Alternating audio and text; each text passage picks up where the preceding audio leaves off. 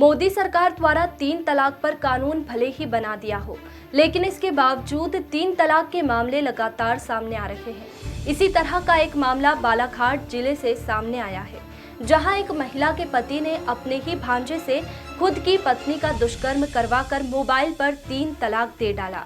पीड़ित महिला का आरोप है कि उसके पति का अन्य महिलाओं से शारीरिक संबंध है, जिसके चलते वह उसे रखना नहीं चाहता।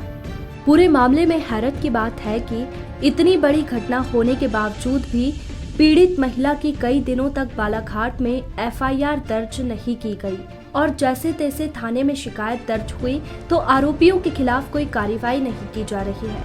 पीड़िता को न्याय की गुहार लगाते लगाते अब राजधानी भोपाल आना पड़ा है। यहाँ भी पीड़िता न्याय के लिए दर दर भटकती फिर रही है। पीड़िता ने राज्य सरकार के एक मंत्री पर अपने पति को संरक्षण देने के भी आरोप लगाए हैं। महिला का आरोप है कि राजनीतिक संरक्षण होने के चलते उनके पति के खिलाफ पुलिस कोई कार्रवाई नहीं कर रही है।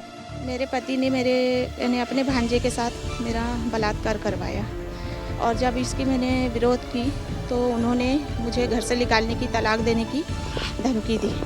मैंने इसकी वजह से डर से चुप रही, धमकी से, और मैंने इसका यानी कि बदनामी होगी इस वजह से मैं शांत रही। घर से निकालने के डर से, बच्चे छुड़ाने के डर से मैं शांत रही। जब मुझे वो शोषण करवाने लगा, 2 महीना 2.5 महीने तक मेरा शोषण करवाया अपने भांजे से, तब मैंने इसका विरोध करी और मैं रिपोर्ट लिखाने घर से जाने लगी तो उन्होंने मुझे मारा, पीटा और घर से बाहर निकाल दिया। मैं एक रात अपने पड़ोसी के घर रही, उसके बाद मैं अपनी बुआ के घर रही, वो मुझे लेने नहीं आए मुझे, और फिर उसके बाद मैं महिला गृह चली गई। महिला गृह में मैं रही, वहाँ भी मुझे बहुत परेशान किया, मुझे लेने नहीं आया और मुझे हमेशा धमकी देते रहा, अगर रिपोर्ट करेगी, एफआईआर कराएगी तो मैं तेरे को तलाक दे दूँगा, घर से निकाल दूँगा। जब मैं उनसे घर में मिलने के लिए गई अपने बच्चों से, तब भी मुझे मारा पीटा, मुझे घर से बाहर निकाल दिया।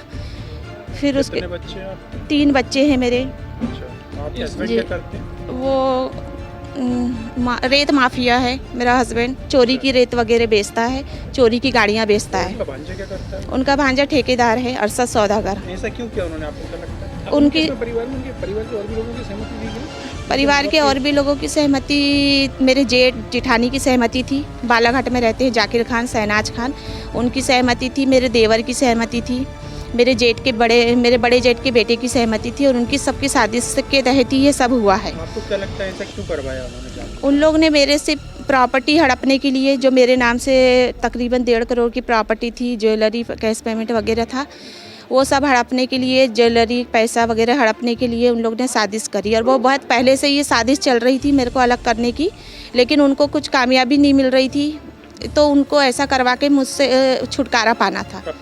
बहरहाल अब देखना है कि महिला को कब तक न्याय मिल पाता है। मृदुभाषी के लिए भोपाल से मोहम्मद ताहिर खान की रिपोर्ट। मृदुभाषी से जुड़ने के लिए वीडियो को लाइक, शेयर और सब्सक्राइब करें। खबरों के नोटिफिकेशन के लिए बेल आइकन दबाना ना भूलें।